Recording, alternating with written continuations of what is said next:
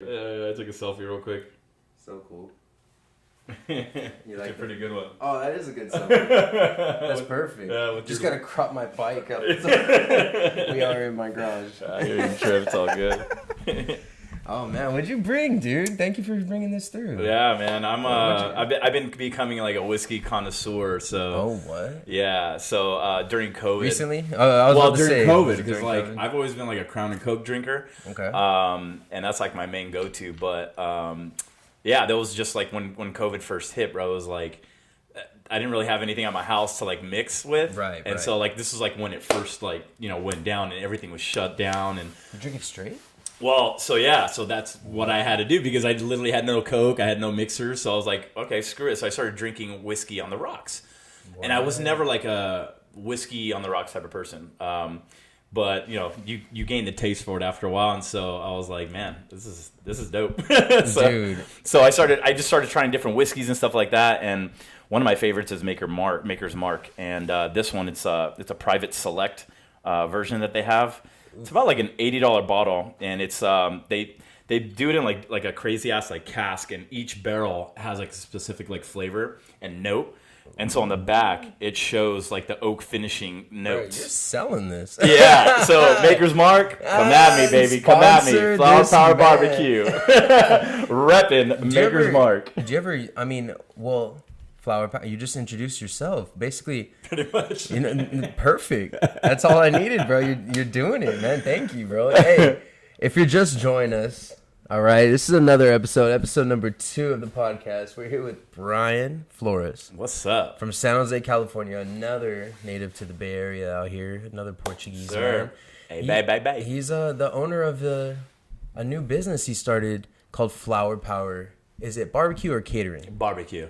Flower Power Barbecue. Yes, sir. But you do catering? I do catering. So it's there you go, bro. So at first, like, it was just kind of like I just wanted to do like little pop-ups and stuff like that. Right. And then just kind of like a demand to where people were my friends. Like a bunch of my friends would reach out to me and be like, dude, can you do this for us? Like just like a random like Friday night or whatever to hang out. And I was like, yeah, well, okay. And it started off like super small like that. Mm-hmm. Like one of my boys, he hit me up hella randomly.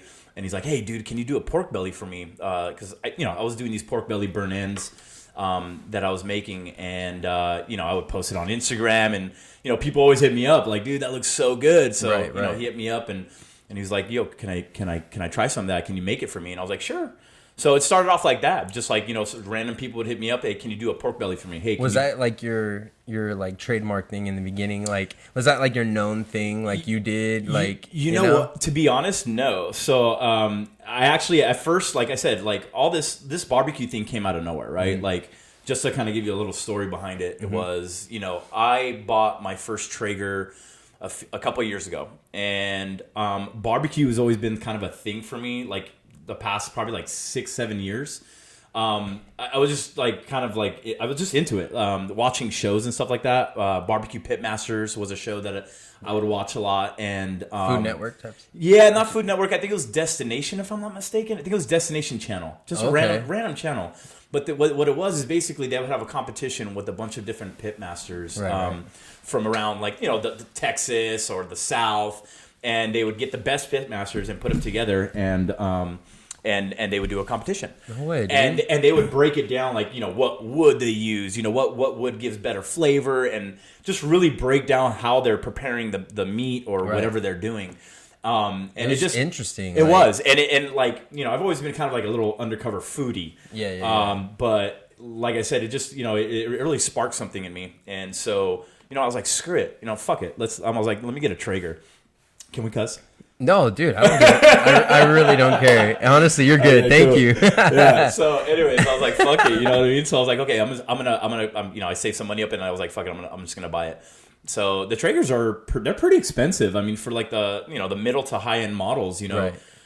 So I bought like one of it's like one of the mid-range models. And how big is? Oh, it's like how big is usually? It's about the inner barrel is about 780 square inches. Sorry. Okay. And so it's probably like about this wide, and then you're talking about like the depth is probably like that. So it has one grate and then one smaller one on top. That's I started off with that one, and I started looking up recipes on YouTube, and that's how I kind of got my thing. Like I was taking things from other guys that I would see on YouTube, and then try to apply it to my own, and then applying my own little twist on it. Right. You know what I mean? Yeah. So it was all trial and error, though. I mean, like, for example, like I remember the first slab of ribs that I did. I demolished them. I completely fucked them up. It's like that with everything, but right? you know, like you got better. I mean, dude, you guys follow this guy's Instagram. I'm gonna put it below.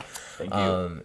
Yeah, I can't watch it because I get hungry. That's what I can't like me, scroll man. through it. You know what I mean? Like it's just too much, man. It looks amazing. It's amazing because it's cool because like I got to see it start from the beginning until now. Like I remember when you first started posting stuff. Yeah. And like so like what started like. I mean, people can see you're very passionate. You know what you're talking about at least, dude. At least I try. Well, I mean, if you're passionate about something, it shows, and then the skills will come with it if you have it or not, man. Yeah. Like if you're passionate about something, that shit is just it goes. So Yeah. What's really cool though is like people want to know who you are, like where you came from, like what's your background, Yep. and like. Where'd you go to high school? Like, let's just start from the basics. So let's just start from the beginning. So, so I was born in Santa Clara, California. Okay. But I pretty much lived in San Jose my whole life. Although I did live. I want to dig in there. Like, Yeah. I need to know. I know a little bit about you because, like, you'll get it out of me. Like my cousins Mike and Nick. Well, Tavares. how about Let's this crack real that quick? open. Let's crack this open real quick, and we'll start the conversation off right. When I first started going out to like the halls and stuff, Yeah. and like I knew you guys were all in the bands, and I never was in the band, so when I would go to the festas or whatever, dude, I was always like he is like one of the loudest, most happy, most recognized laugh in the whole party. Like everybody knows when he's having a good time. And it's great. It's not like the annoying guy in the corner. No, you're the most freaking social dude at these halls, bro. And that's like sometimes that's hard to do because you see all these people. They're really social at these gatherings. Like you're one of the most social, and like I appreciate that, really man. cool like about it. Appreciate that. But hey, cheers. Oh, cheers, brother. You poured mine. Yes, I did. Thank you, yes, sir. Cheers. Appreciate Let's take this. a little sip real quick. Man, some good stuff. What did you say the note was like? On the back, it basically there's like some oak finishing to each barrel, and so like this one says there's baked American Pure 2, which I don't know what that means, but but I think it's basically what they actually used the barrels before. Like they probably cooked a couple or made a couple batches before, and it just all has those notes inside the barrel because that. When you put the whiskey in the barrel, it's still that flavor is still staying in that wood. Right, you know what I mean? Yeah. So there's also Maker's 46, which is another type of bourbon that they do. It's just like a different like flavor note. You know what I mean? And then there's roasted French mocha and toasted French spice. So, bro, you need to get in your own. I need to make my own whiskey, right? Bro, that'd be pretty dope. I would sponsor it. Yeah, no, that'd be put dope. A Portuguese logo on Yeah. Bro, like I'd be saying a little Azores flag in the back. I always bring them up to friends and everybody, but like E40 like kills it in that. Like he started with his drink, like I don't know, the 40 water, and then he now he has like wine, tequila, and whatever else. Like dude, anybody can do it. And the cool thing too is like I mean when you think about it, like all these people like celebrities and stuff like that started making their own like. Brands of vodka, like Conor McGregor does Irish whiskey. There's a bunch of other celebrities that have their own marks of alcohol. That's super fitting. But the thing is that they have the platform for it, right? Like, of course, yeah. They have the money, but they also have the platform. So if you're a really high, known celebrity. It's easy for them to kind of push something and make it sell and 100%. Make it as long as it's good. Yeah, it's easy to make it sell. So I was born in Santa Clara, but I was raised in San Jose. Did you go to San Jose High? I did go to San Jose High. Cool. Okay, I went to San Jose High with your cousin Mikey and Nick. Cool. But we've known each other in the bands and all that stuff. So. Anyways, yeah, I used to live in Milpitas as well. My family, we moved from San Jose in the early 90s and moved into a house in Milpitas. like a custom house out there, and it was amazing house. I miss that house like so much. In Milpitas? In Milpitas. Dope house off by kind of like Calaveras Hills and stuff like that. Super quiet. And so, and it was funny too, because like, you know, at the time, like all my boys, like, you know, everybody I hanged out with was in San Jose, and Milpitas is like, you know, 10 minutes away or whatever it is. And so at that time when we were younger, it was like, dude, you live hella far, bro. It's like, dude, I live literally like 10 minutes away from you guys, dude. It's not that far. Everybody else is like walking distance. Yeah, right. That's yeah, exactly. Because everybody lived in the hood, you know. Everybody lived on 33rd and Ann Darling and shit. Like, so, bro, you made me drive 10 minutes. Yeah. So I mean, yeah. So I went to San Jose High. You know, and I was always involved in the Portuguese community because my mom and my dad were prominent like figures in the community. And nice. What did they do? So my mom was always involved like with the folklore group. I know what you mean though. I already knew. So she was involved with that. I have a couple friends that dance in that. Yeah, so she's been involved with that for years, bro. She still does it too. And then my dad got involved with the Portuguese band in San Jose. Okay. And so I was in the folklore group. I met a lot of great friends from there. But it just wasn't for me. Like I like the aspect of it because, you know, the friendships and the camaraderie and stuff like that. It was hella cool like that. But then I've always been involved with music. Mm-hmm. My brother growing up was involved in a conjunto called Os Águias, and they were a very successful and popular conjunto here in the Bay Area.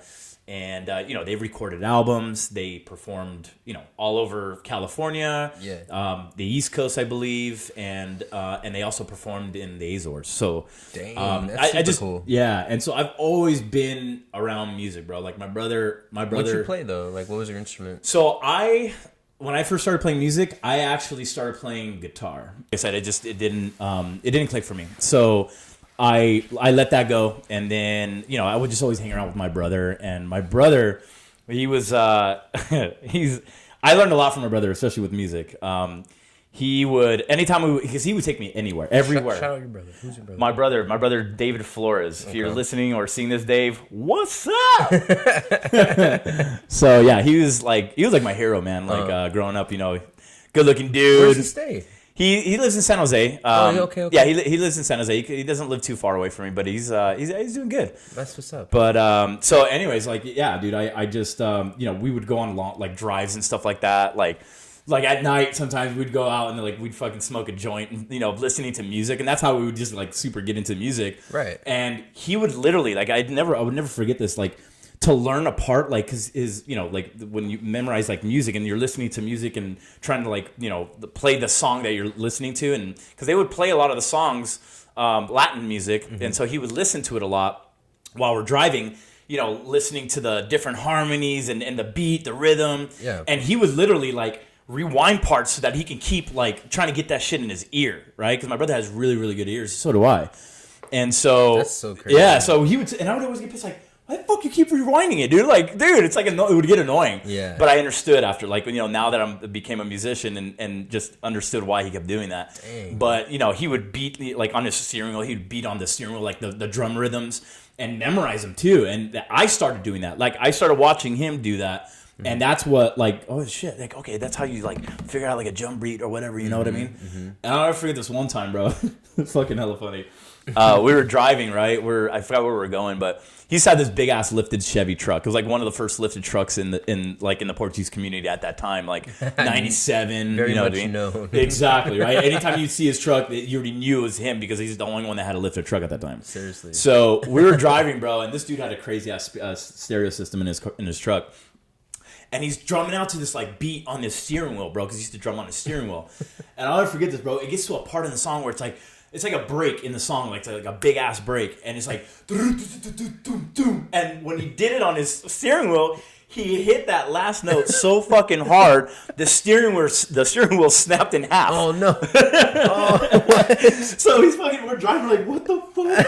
So we had to like literally drive like this, bro, because it literally snapped in half. Never heard a steering wheel break, dude. You know what I mean? Like this is the first you, bro, I've never heard a steering wheel in a story. So fucking funny, period. Bro. That's hella funny. Yeah. So, but was he a drummer or was he just into the heart? Like he's trying to get the beat down. He wanted to listen to all the different parts, right? Okay, like especially when you're a musician, you're playing in a band.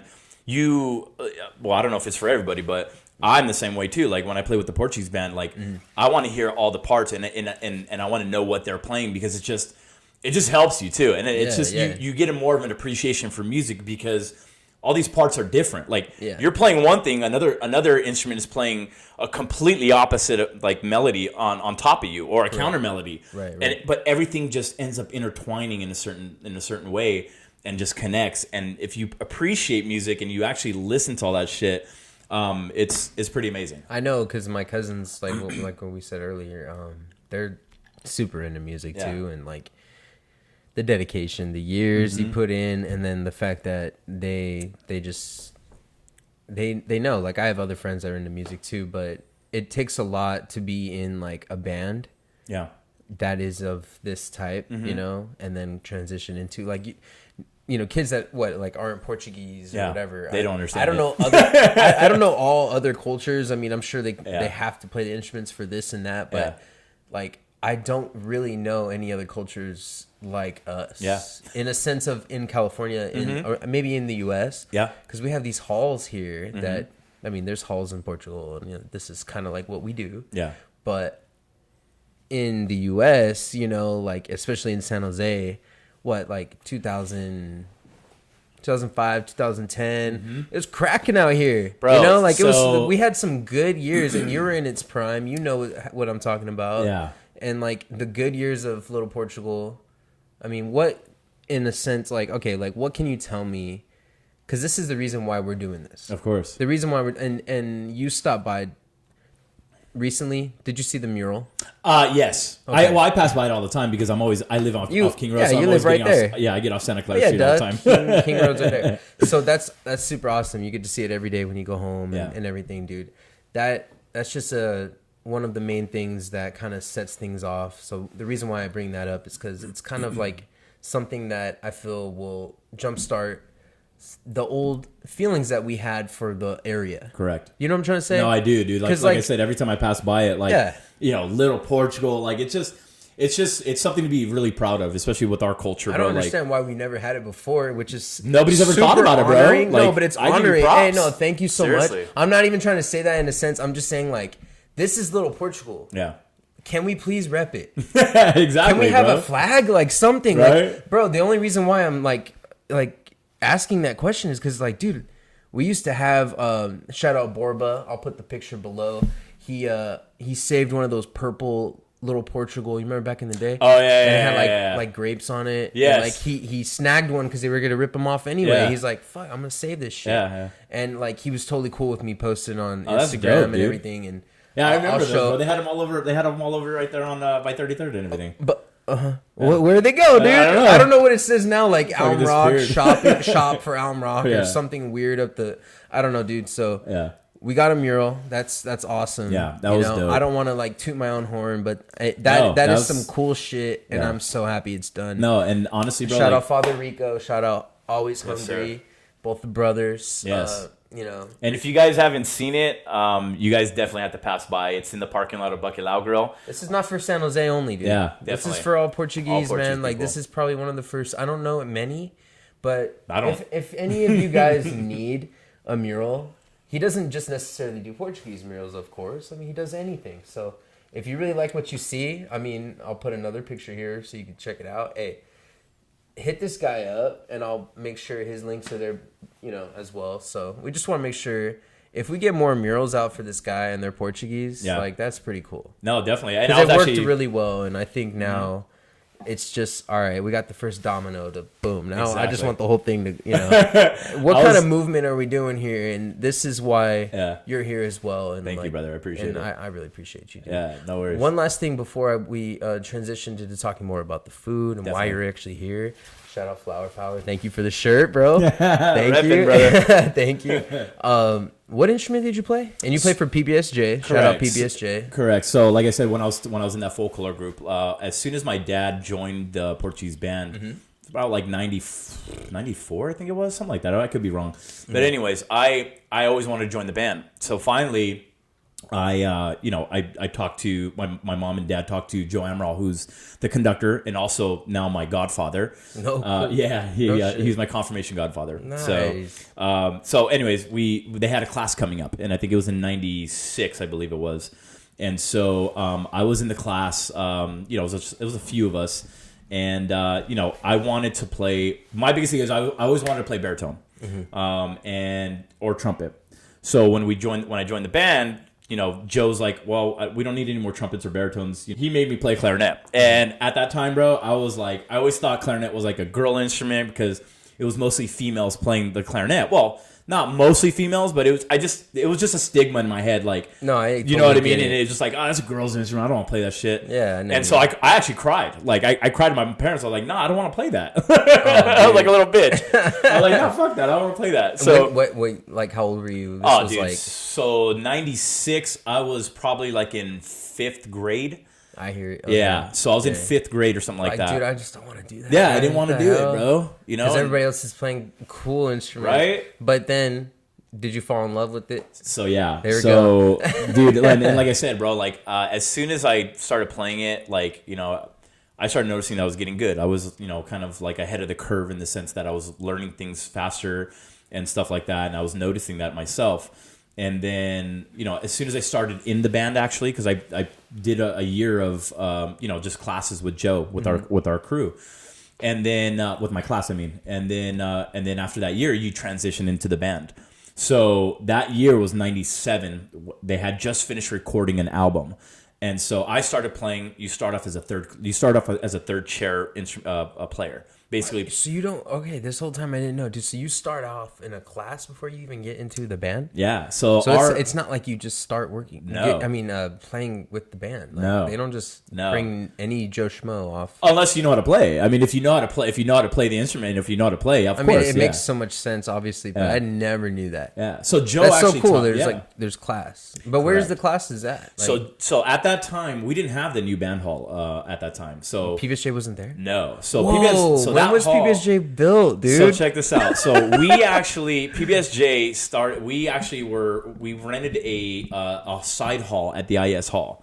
And so, like, if you pull into the driveway of IS in the front, you're looking directly at it. To the left, there's a little side hall. Where they serve. I don't know what they do now. Bafana at the festivals? No, that's the Capella. That's the Capella area on the right side. So if you walk right at the hall, the main IS hall, it's literally to the left side. There's a door that goes like a ramp. Yeah. Okay. Correct. So what? So that was the original PBSJ. That was the original PBSJ. What? So we That's were so there. Cool, dude. We were there for many years, and then, like I said, once I joined, it was 97.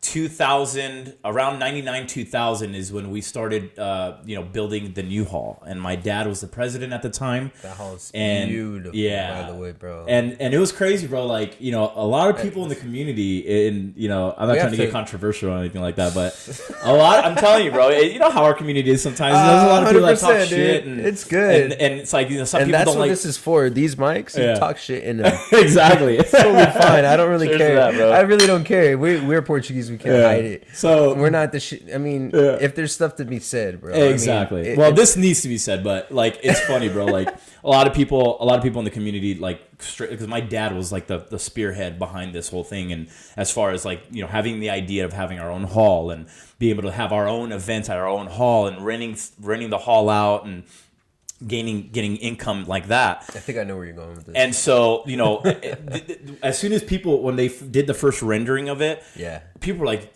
"You're fucking crazy!" Like, they were telling my dad, people were talking shit behind his back and just like saying, "Oh, this can't be done, bro. This can't be done. Like, you're crazy." Well, yeah, he fucking did it.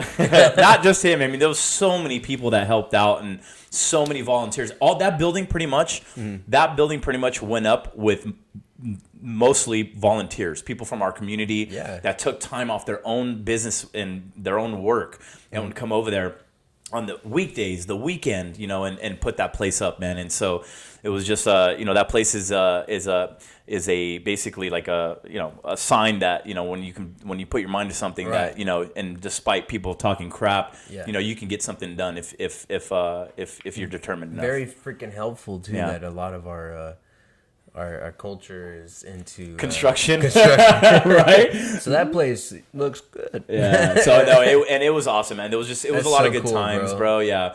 And so like, I didn't know the history of this of the band, man. Yeah. You know, and I went there thinking it was an older spot, just getting renovated all the time, but it the opened fact up. that your family, like, you know, your bloodline was in the mix of just like creating something that actually, okay, so what's hold on. So was then PBSJ one of the first band halls? So in San Jose, I mean. So no, actually, I think if I'm not mistaken, I believe it's Union Popular. UP's had their own building for many years. It seems like that building is a lot older, but it's super cool inside. Very nice. Yes, you got to go upstairs. Good times over there, by the way. Oh hell yeah! The bar upstairs is super cool. Yeah, that bar up there, man. Actually, so just a kind of like side story. I really miss going. Yeah. I mean, I only went a few times. If you saw me there, it was so brief. Yeah, I was there only because a friend was there. Like I was just popping in. Like I just knew people from other bands, but I was never in. But that's how that's how I love UP, dude. Yeah, it's super cool. So do I, man, and I have a lot of good memories over there. So I actually like that's how like kind of like all the camaraderie kind of started because at the time in our generation, like my generation, that was like some of the golden years of the Portuguese bands and the community. Like as far as like festivals and festas and stuff like that, like.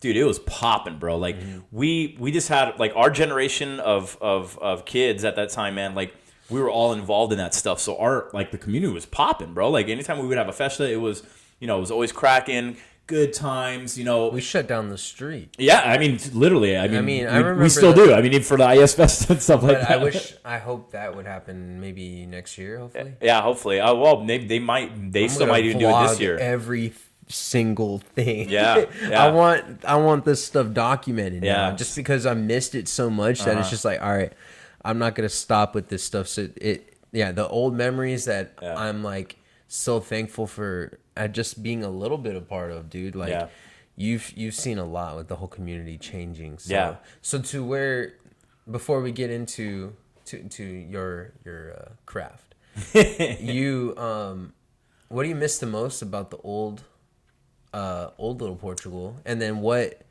is something positive about the new Little Portugal? So what do you miss the most about the old Little Portugal?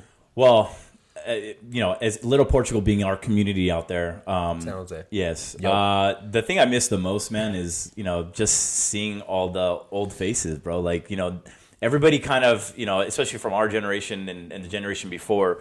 Life happens, bro. You know what I mean? Like, people start their own business or they're just busy with work, family. Or it's just too expensive out here, like I said before. Correct. And a lot of people moved out and it's just... They got bigger houses. Correct. Bigger houses. Renting. They got a nice-ass house. Exactly. My cousin just like in moved. The valley, bro. My cousin just moved too and he has a fucking beautiful home. Have their own farm and shit. Yeah. Like, when did you start getting into chickens, dog? Yeah, dude. Chickens? I might have to hit up some of my friends and get some of that beef, bro.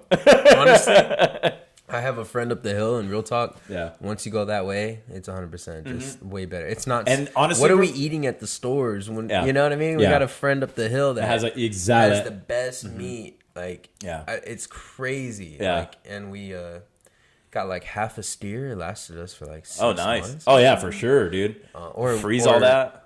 Probably longer. I don't know how long. But dude, it's such a difference. Yeah, so it does make a difference. It's so weird. Like, you got to go buy a freezer, but hey, it's super cool. Yeah, but forever. I got a freezer off like Offer Up and shit because they were like sold out everywhere because everybody was buying freezers and during like COVID. Hella weird, dude. I don't know. Because everybody was trying to like get all the food that they can stock up. Super and shit, crazy bro. shit. So it was like everybody think it was like the attack of the zombies, bro. Like everybody's just like fucking quarantining. So everybody's like, how you feel? You know what? Like honestly, like when it first happened, bro. Like everything that happened, like when everything got shut down. I'm not gonna lie, it scared the shit out of me at first. Basically, dude, like I don't think they want us really happy. Yeah. And in the end, dude, you just gotta find what's happy and like our hobbies and are number one. What keeps us busy, and if you find a hobby, that you just started that you're noticing you're good at, like what you're doing, dude. Yeah. It's pretty damn cool. It's really rewarding in the end. Like.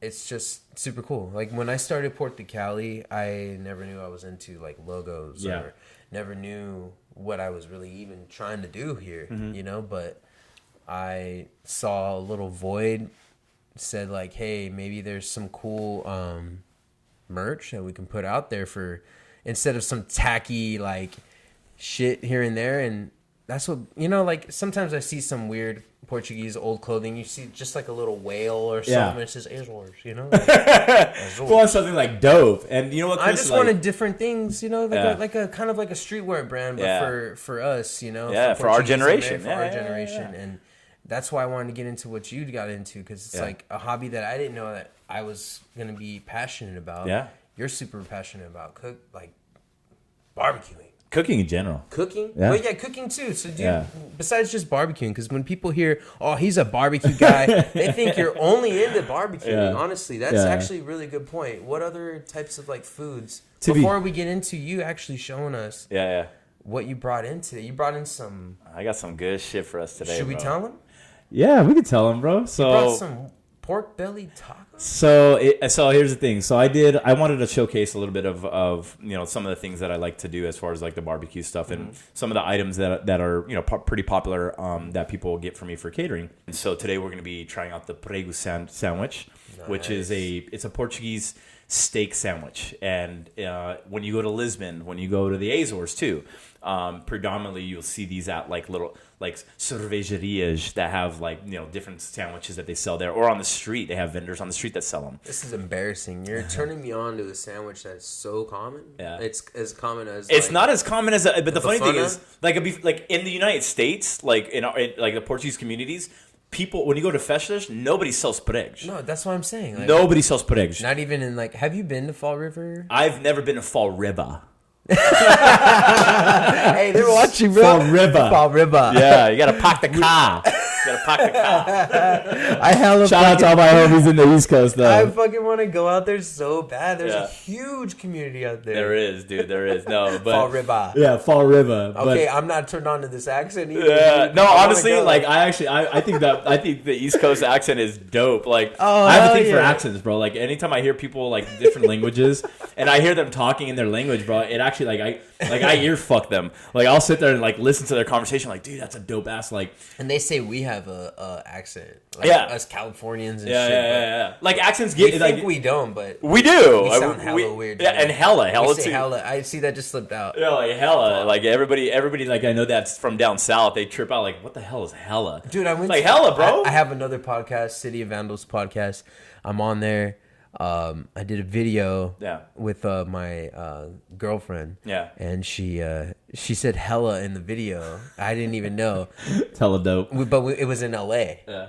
Some guy from LA put hella like like hella making fun of you. It's just like, bro, that was such a little part of the video. Yeah. He actually caught that. I was like, so yeah, the Southern California doesn't even say hella. Yeah. So they think we all say it. No, it's a Bay Area. It's a Bay Area thing. It's a northern Cali thing. Yep. It's literally probably like the Bay Area probably that says it the most. Bay Area is the birth of a lot of things. A lot of things, bro. We have a lot of swag out here, bro. Yeah, we started a lot of shit. So yes, we did. We repping the Bay, baby. Yeah, we spit a lot of game. Hey, Bay. We love being from the Bay too, bro. Oh yeah, bro. Us San Jose boys, born, bro. Hey, before we get into the food though, I wanted to ask a quick question. Sure. Was there? I don't know if you ever want to talk about this, but it's all good. Do you remember any beef between Valley boys and San Jose boys? And this was a good one. Yeah, this is hella funny. Keep going, go for it. Because you know why? At the Mural Festa, this guy came from the Valley with his wife or girlfriend. Yeah. And me and him were chopping it up, kind of talking about like.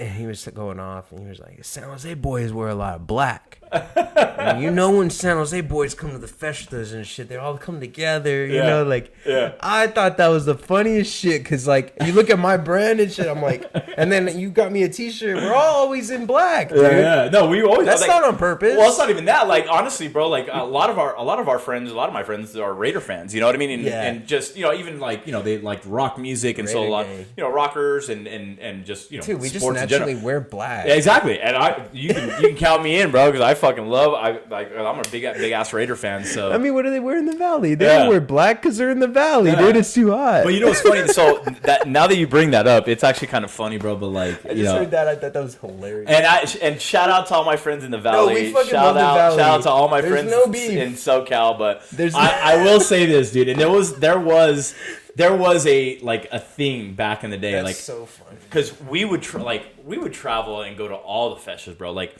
when my brother's band Kasha, well, not my brother's band, but the band Kasha, the conjunto, he was in Sure. probably the best conjunto ever. No, I mean, honestly, and this is one of the ones that I've heard. So and that's you saying a lot. You were very young at the time. I think you were, because you're a little bit younger than me, but they were some of the most talented musicians around. So, for example, and on top of it, Rapaziada too. So I'll combine both of them, Rapaziada and Hassa. But all three of those bands, bro, when they came out, you know, they had a following. We would go wherever they went, whenever festa they were going to play at, we were there. And we would come schmobbing, bro. And this guy's a dancer, bro. I got some moves, bro. Nah, dude. I got some moves. You're good. Salsa. You were on that dance floor, yeah, bro. You know. And I know why you followed the bands, because you know what songs.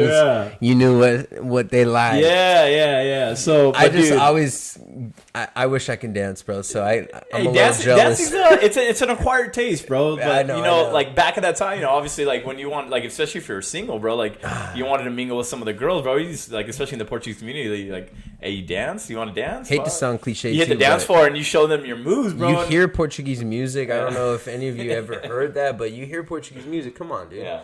You feel it. I mean, it has a certain sound, you know. So but you know what's funny, bro? Like everybody can dance. Those bands, like Kasha. To be honest, Kasha was the first one that started playing a lot of Latin music, not just Portuguese music. They infused, you know, rock, hip hop, funk.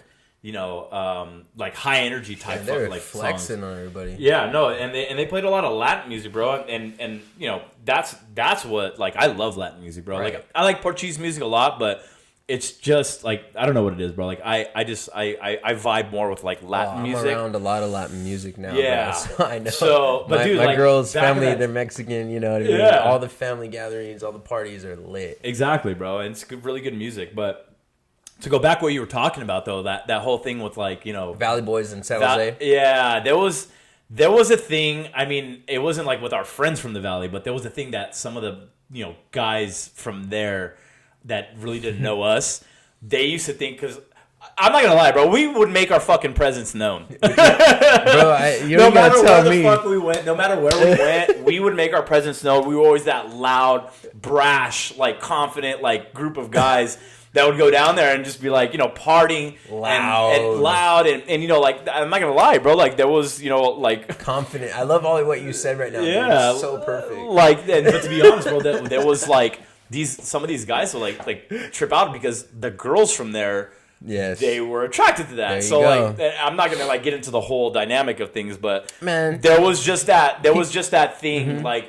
Those guys would think like, oh, who the fuck these guys? Who the fuck these guys think they are coming over here? Like, you know what I mean? Imagine if someone poached on our property, right? I mean, but at the same time, it was like, I mean, I'm not into that. No, but San Jose, we can handle ourselves. Correct. Why are they? You know, why were they tripping off of what we were doing when they can just step up their game? Bro? Yeah, and honestly, we didn't do nothing. Don't hate the player, hate the game. Hate bro. the game, exactly. Why are you tripping off us, bro? Exactly, hate the game, bro. Bro, we really out here. No, but like honestly, bro, there was like a little bit of that, like where we would go over there and like we would get dirty looks from certain people. No, 100%. 100%. And we didn't do nothing wrong, bro. You know what I mean? And we're not even trying to get at your girls. Yeah, bro. but that was like honestly, that was like the vibe, like in the mid 2000s to like 2012ish. It was around that time, but it's always all love. It's always all love, bro. No, and dude. By the end of the night, I have so many friends from the Valley, bro. No, like, dude, like so many cool ass dudes that I met. Shout out everybody from out there. But like I said, there was that vibe. That's so funny. As soon as we walk into the place, or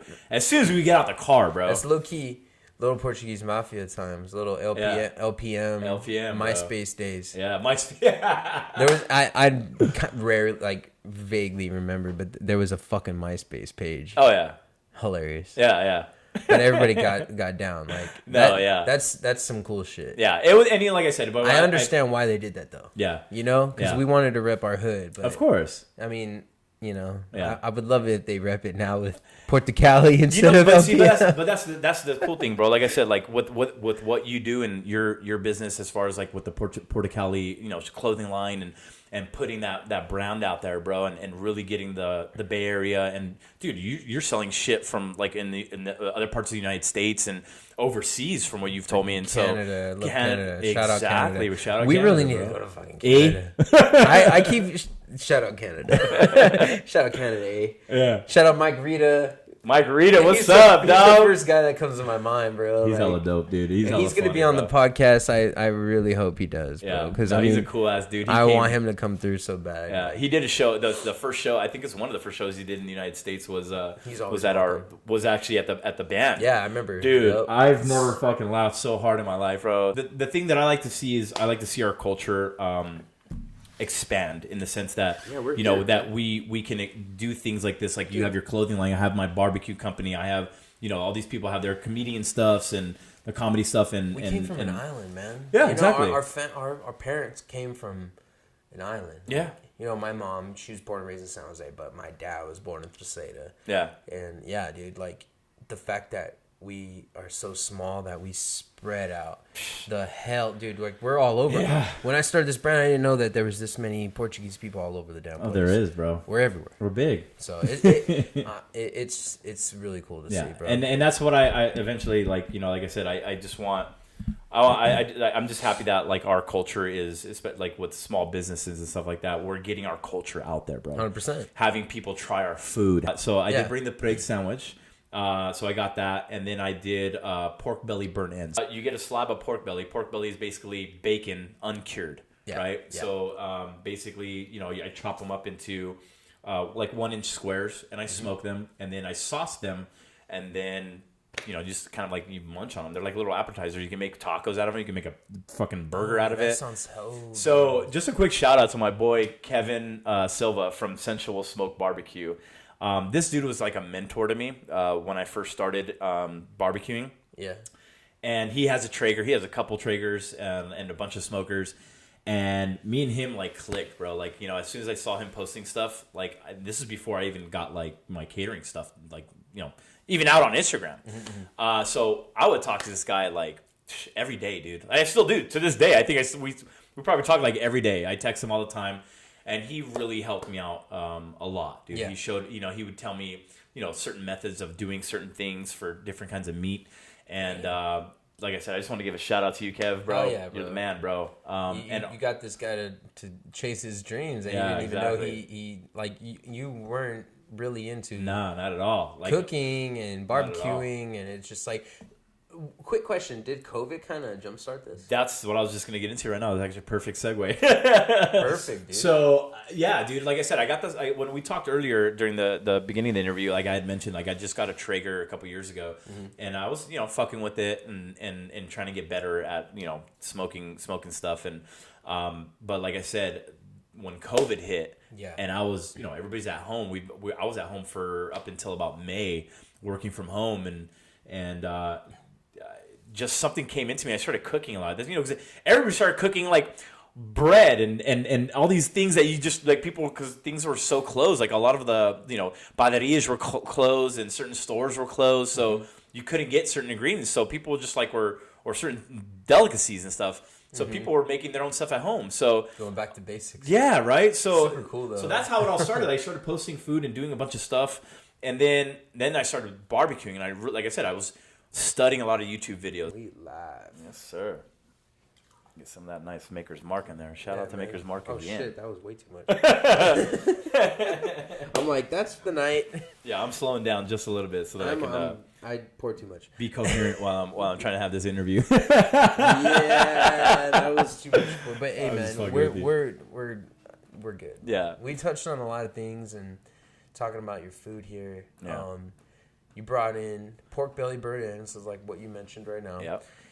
You also brought in the Prego. Yeah.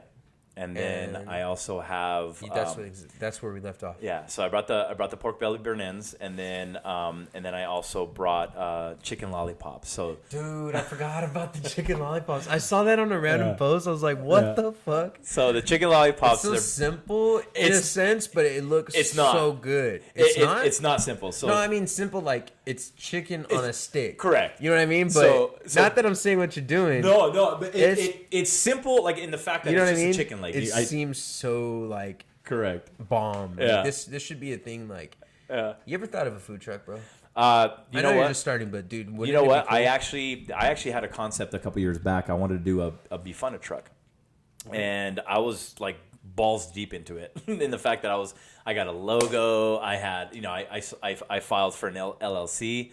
And, Brian's Befunas? Yeah, it was actually going to be. It was actually going to be the name of it was actually going to be Wawat Befunas. What does that mean? So what? You probably don't know what it means, bro, but like my generation. So when I was growing up, like it actually started with me and my one of my best friends, Jason Brazil. Yeah, we were like attached at the hip, and it was just a thing. Like we just started saying this, like when something was like cool, like what? It was this whole like, what? It was just like, it was just something like, dude, we were like fools, dude. We super would, inside. Yeah, funny. But it caught on, bro. Like really? In our community, like, dude, everybody started like they knew us.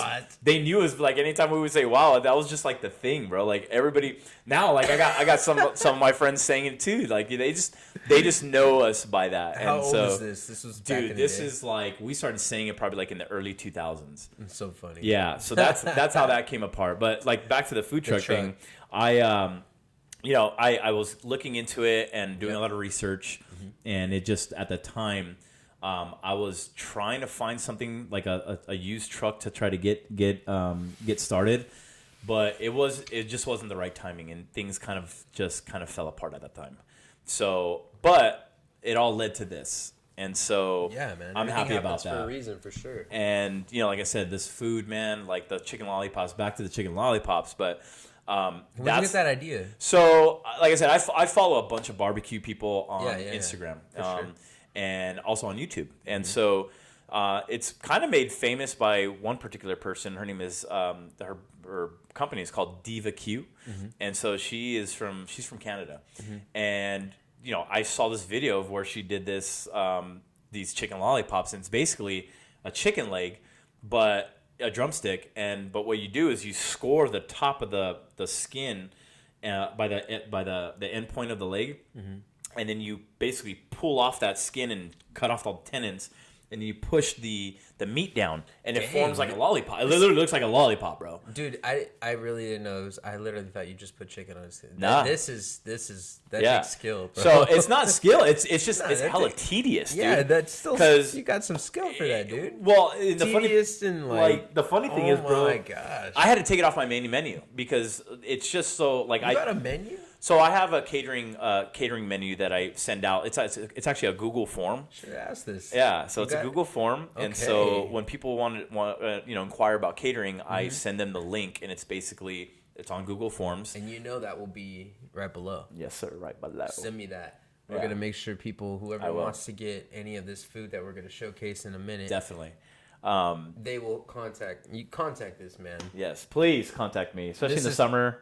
Yeah, things are opening up now. Man, we're in the beginning of May here. Exactly. Things are gonna kick off for you, bro. Yeah, hopefully. I've actually, to be honest, I've been getting a lot of calls for catering, so it's starting to build up now, and so I'm happy about that. Pretty grateful about that. You gotta be, man. That's all it is. You stay humble, bro, and I can see that you're really humble. Bro. Yeah, it's a good thing to stay. And I learned the art of humbleness, being humble, for sure, through my godfather Joe.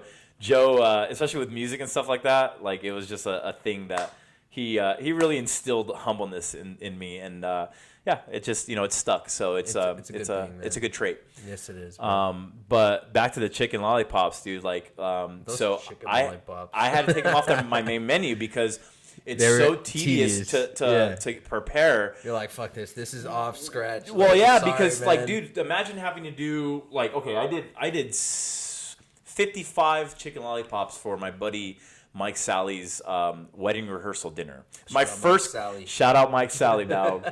That's my dog. So, anyways, like he had his wedding rehearsal dinner. That was the first catering gig I ever did. Nice. When was this? This was last August, and so it was for about 60 people. And so I did a bunch of other things. I did pulled pork, I did the chicken lollipops, and then a bunch of sides. But the chicken lollipops, bro, was the first time I ever did them in like bulk like that. Dude, it took, I want to say about 2.5 hours to trim all those fucking things, dude. Fuck. It was insane, bro. No, So that's terrible. after that, like I was like, you know what? I got to take it off my main menu because I need to make it more of an appetizer because for like a party of 60. Correct. Just make it like an took you- appetizer. Just make a set amount for an appetizer, and that's it. Because if it was to be like a main dish, it's just way too much work. It's So what way did you too much. serve then at the band the opening of like their pills? Oh, the Pilsner. Yeah. So for the band release party, the beer release party, I actually did brisket sandwiches. You know, this interview is just a plot, just to get you here, because I missed that. I didn't get any of that food, bro. You didn't. You were I there, came but you late. didn't get the food. I came late. Dude. Yeah. I smoked about 4 briskets that I actually did it the night before. So it was an overnight cook. Sweet. And my buddies Brian Oliveira and Eric Moles, shout out to you guys. Good friends, very good friends of mine. They let me borrow their Traegers so that I can have enough to be able to do 1 brisket in each smoker. So because I have 2 of my own. Yeah. So that was really cool. But it was an overnight cook. I heard you killed it, dude. Everybody was talking. Yeah, about I'm not gonna toot my own horn, but it was. You got to, man. It was the best brisket the best briskets that I've ever made. Dude, there was They were dope. There was a clip that you had. I should put it in here. You you showed the brisket and it's just stupid juicy, and then you're just like it's just easy. falling apart. So that's how you know when brisket's like one of the toughest meats to cook because it's such a lean meat that it's really hard to get it perfect because it's just weird, bro. Sometimes every cook's gonna be different. Like it's really hard to get it perfect, but when you do, dude, it's so rewarding. It's an amazing cut of meat. You gotta show it off. You do, and honestly, I was just grateful that it all turned out really well for the event, and everybody loved it. So I was really happy about that. Mouth-watering meat. My cousin Nick said he was just like, "Try his meat, it's really good." I saw that. You posted that shit on Facebook. That was hella dope. Oh, dude, no, and honestly, dude, like I said, I was just really happy that the meat came out good. Everybody, yeah, dude, yeah, and a lot of people showed up, and it was successful. Exactly. Very cool. We basically sold. We initially got 25 cases from the brewery that brews the Pilsner for us, and we sold 22 cases, bro. Bro, people were. I had like about 5 of those. Yeah. Oh yeah, everybody's buying 4 packs. I had one in my pocket. Yeah, everybody's doing those 4 packs just like chilling on the table, bro. Just like, oh, okay, cool, boom, dude. Yeah, I was like $5 each. What? It was cool, dude. It was a really good event. It brought the community back together. Are they bringing them back? They're gonna always have them. We're always gonna have them. So you say where, but where did they? Okay, that's one thing I really want to ask because I think the community would like to know. Like, where did these come from, dude? So I have a buddy. Like, where's the brewery? Yeah. So the brewery is called Ox Brewing Company. Cool. They're based out of Santa Rosa, and how that all came about is my good buddy Mark Freitas. Shout out to you, homie. Oh yeah. And he reached out to me. He's basically a minority owner of the brewery, and with his brother-in-law. His brother-in-law, I believe, is the majority owner. And so he reached out to me about this idea of basically having our band have our own house brew. Oh yeah. And of course, I was like, yeah, dude, we're in. Let's try to figure something out. So they basically what they did is they gave us their Pilsner because they make their own Pilsner. But what they did was Mark was like, okay, we want to get you guys your own logo, and basically with the PBSJ logo on it and a little side story. I like how they didn't put just the logo in the front. Like they made it like an art piece, Yeah. dude. Like, honestly, everybody wants to just keep those cans. Exactly. It's like, dude, that's history. It dude. is. My anniversary of my company, basically, my first pop-up was from my house, actually. Yeah, of course. I did it in June in that same year, too. We all got to start somewhere, but that's in June, so it's your first year, dude. This is going to be your anniversary. So this is your 2-year anniversary, right? Oh, no. No. For Cali? No. I'm tripping. No, it's good, dude. I know. It's all I'm good. tripping. No, it's about 4 or 5 years, right? Maybe the first year for like, nah, dude. Okay, well, like this YouTube channel, it's been around for a few years. My first interview was with Michelangelo. Yes. So the I saw that one, YouTube's actually, so so new, it's and I pretty just dope. started. Thank you, man. And that was at his house. So he was so cool to let me in his Fucking house. badass Mortal Kombat player, bro. Yeah, oh man, the best. We're gonna have a show, man. We have to do something. We should do We're a gonna have a collab, bro. show. You know, we can even do it at the band. We can do it at the PBSJ and do it outdoors or and have something because it's gonna be summer, so we can have some music out there. Oh my god, and You they got your dude, pop-up what a tent with better place because they got the stage, dude. Yeah, And exactly. we should get some live performances. Down, we can find a DJ. Totally down, bro. Even just a DJ, but Yeah. it'd be cool to have like a band play. But you Yeah. gotta pay the band. I mean, Yeah. like we can figure something out. Yeah, we'll figure something don't out. But I mind think paying. that'd be a cool like little collab, bro. I can do the 100%. food. You got the clothing have line out there, bro. Your shit was a success. Why not? We just Yeah. pop it up Two again. successful guys doing an event, bro. I got Man, a question for you though. What? Go ahead. Are you fucking hungry? Yeah, let's go.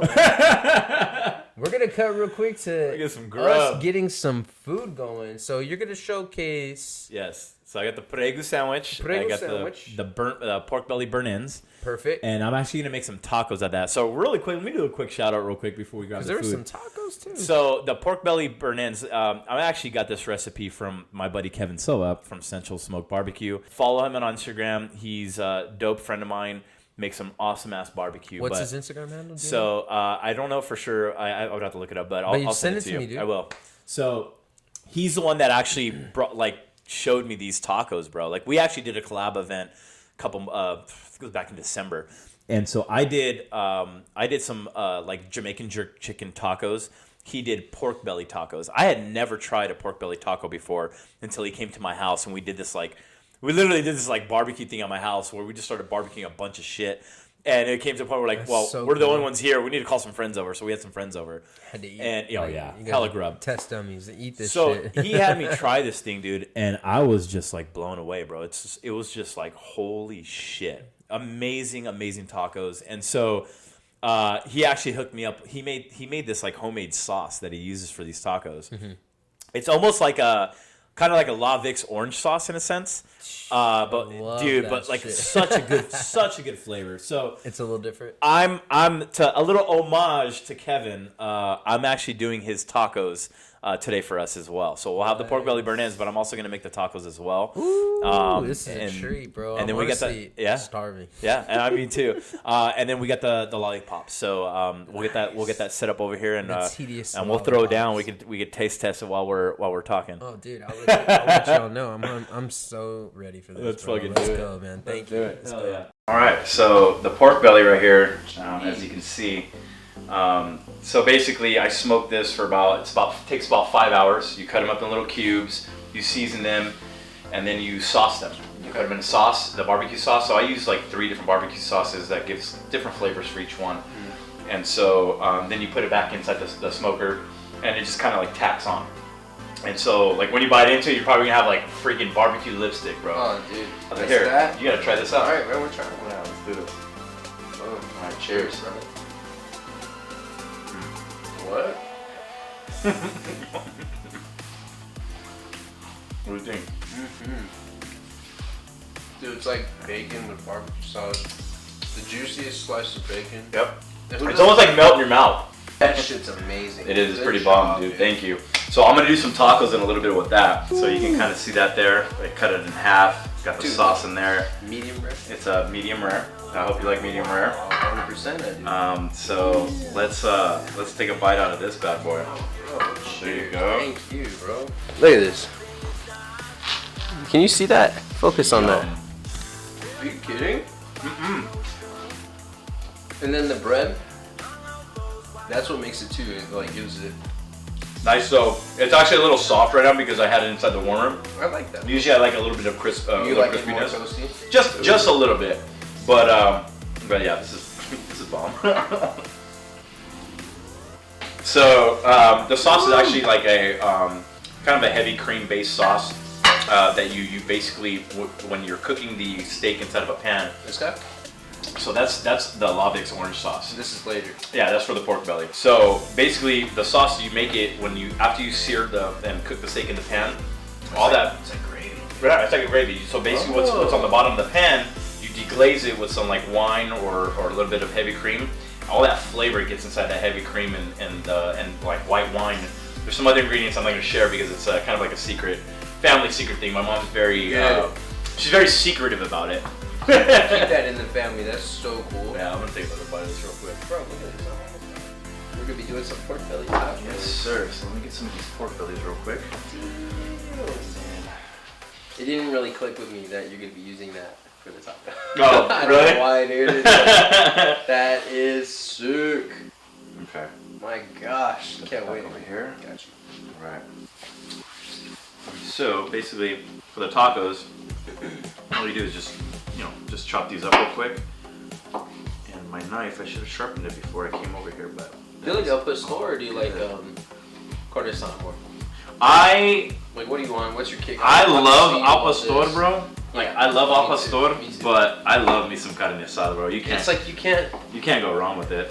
I get my kicks sometimes. It's like, all right, El Pastor, and I get sick of it, and I get back to. I don't know if you saw it, but I did an Al Pastor, like a skewer on the Traeger actually. Wow. Yeah, so I actually did that pineapple, right? with the pineapple. Yeah. All right, so These tortillas that you prepped before. yes, I warmed them up just to get them nice and soft for us, and a little bit of crisp. But since they've been sitting in my warmer for a while, they're a little softer.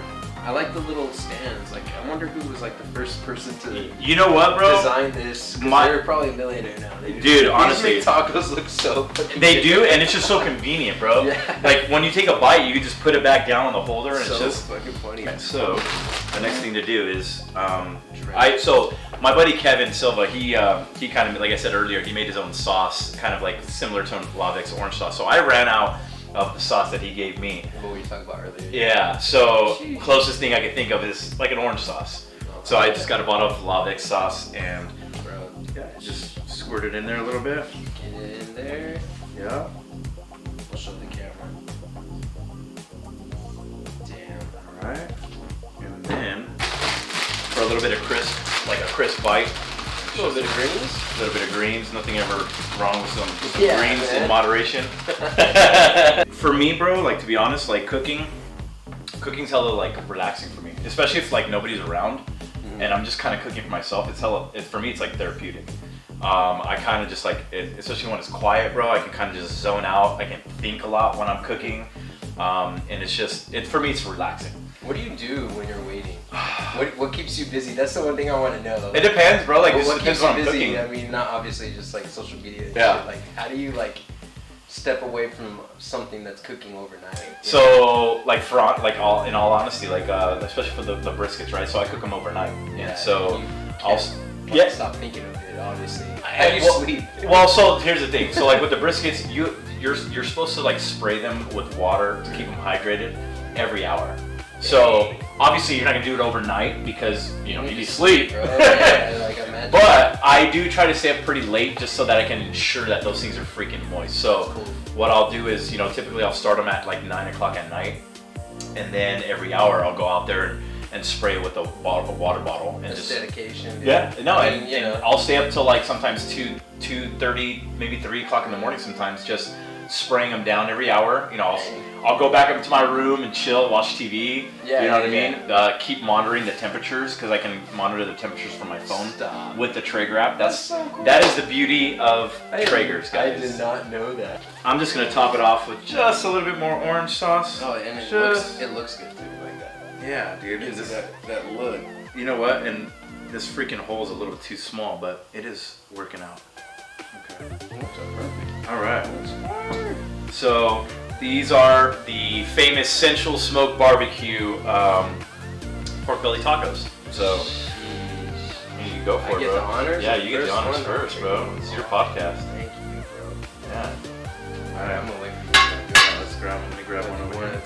All right, cheers, brother. Cheers. Thank you, man. Yeah.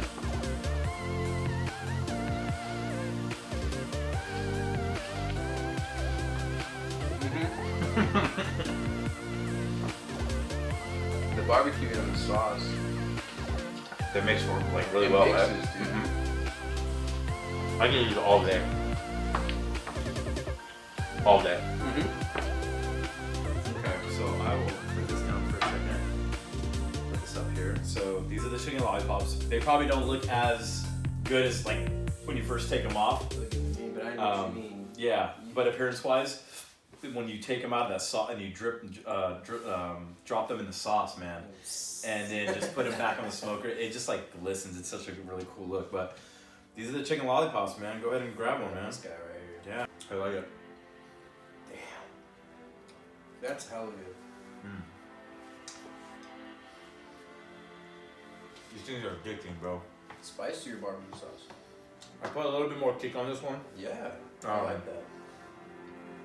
That's just my flavor profile. I like a little bit of spicy. I like sweet, but I like spicy. I have to have a little kick. That's me too, bro. You Yeah. get it.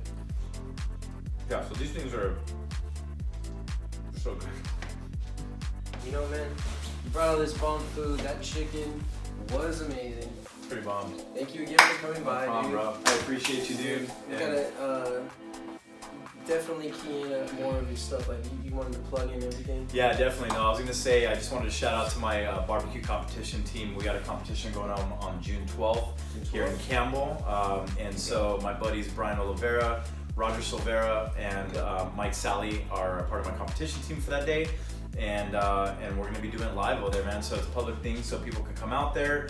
So if you guys want to just come by and check it out, we'll be dropping some information on my IG page. So stay tuned for that. And dude, Chris, appreciate you, bro. This food was so good, guys. Yeah, definitely. You guys gotta really check out his menu. I'm gonna put that below. This was just the tip of the iceberg. This stuff was just phenomenal, you know? Shout out your boy Kevin. Yes, shout out Kevin. Pork belly tacos, that shit was, and like you said, you can eat that every day. Oh, I can, definitely. Wishing you the best of luck with PortuCali and You too, going forward. And yeah, dude, we definitely got to link up and do something. We're gonna do something, guys. Stay tuned because we're having an anniversary. His first year, like what we said. My 6th year anniversary for PortuCali clothing. We're gonna have a little event, dude. Everybody needs to eat, so this guy's gonna definitely be there.